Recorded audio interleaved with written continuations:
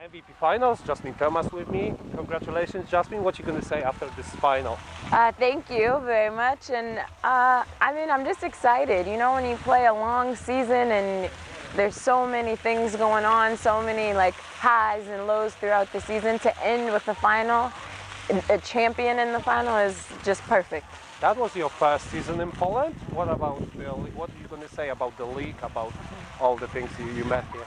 I mean, I really love the league as far as every team is really competitive. The one thing about Poland from other countries for me is that every team plays hard until the end. So even some games when you know you'll play like the last place team, they're going to play very hard. They're going to press the ball full court. They're going to play fast, and it makes every night competitive. What are the differences between Turkey and Poland? You played in Turkey before in Europe. What would you say? How would you compare these two leagues?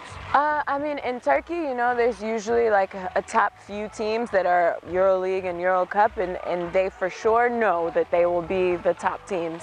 And everyone else is kind of just fighting at the bottom. And I feel like in Poland, it's, you know, 1 through 8 was really, really a good team. And I feel like this was a difference. What about the normal living, the differences in normal day between USA and Europe? What would you say? Honestly, I was surprised that Poland, and it's a lot more modern than I thought. I don't know why. I was thinking maybe it would be older, or I don't know, but you know, Wrocław and Poznan, I really liked those cities, and I would go when I had some time off. And even Polkowice, even though it's a small city, there's still, you know, it was easy to find food. It was easy to, you know, go to Lubin and, you know, walk around or go to the mall. So it's, you have to search more for what you want to do in Poland, I think, versus in the States. But it's really nice here. I could live here again. Okay. Can you say something in Polish? I can say dzień dobry. I can say jak się masz. Well, there you go. Nie tak. Hutch. Come, right? Hutch, yeah, come. That's true, yeah.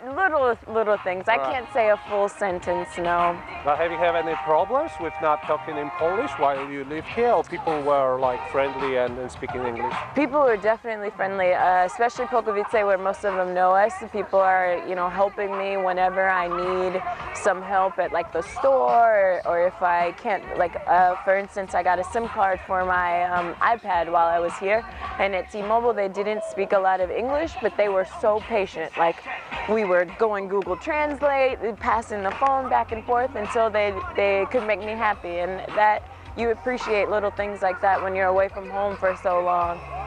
Was it better than in Turkey? Because in Turkey lots of people don't speak English. I would say it was better in Turkey. In certain cities in Poland, I feel like there's more people speaking English than other cities.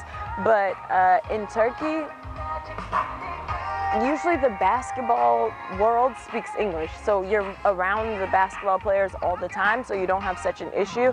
But yes, outside of basketball, there wasn't as many people speaking English unless you were in Istanbul or, you know, like the bigger cities. And I played in Ankara, so I was lucky. I had a lot of English. Funny story with not knowing English? You got any funny issues with it? You remember something at the airport or something?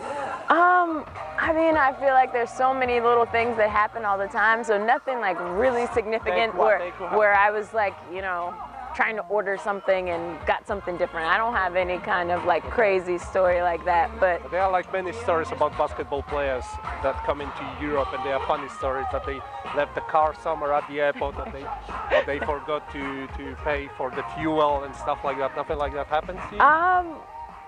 I mean, now I just feel like I've been doing this for so long, it's so easy to just adjust and adapt. But I will say my first year overseas, I played in Czech Republic. And I tried to plug too many things into this, like, you know, this outlet extension, so you can plug multiple. So I plugged up like 4 things, and I shut all the power out. And this was the first hour in my house. So I called the police, because I didn't know who else to call. So it's like 1 in the morning, I just got to Czech Republic, first time living away from home, and I called the police on myself because I made the power go out.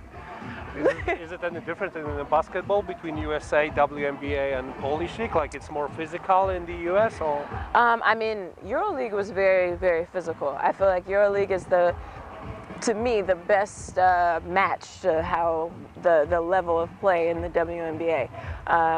And I feel like the more we continue to bring foreign players into the WNBA, the more it becomes like a EuroLeague, you know? And then as far as Polish League, you have so many teams like that are in Euro Cup. I think we were the only team in EuroLeague this year, right? But all those Euro Cup teams that could easily, in different seasons, be EuroLeague, the competition is just really, really tough, and it's good. That's what you want. You want to, especially for me, you know, when you're playing year-round, each season you want to help make you better for the other one. So playing a good season in Poland, now I have confidence. I feel good going into my season in the summer. Okay. Yeah. You're going to come back to Polkowice next season?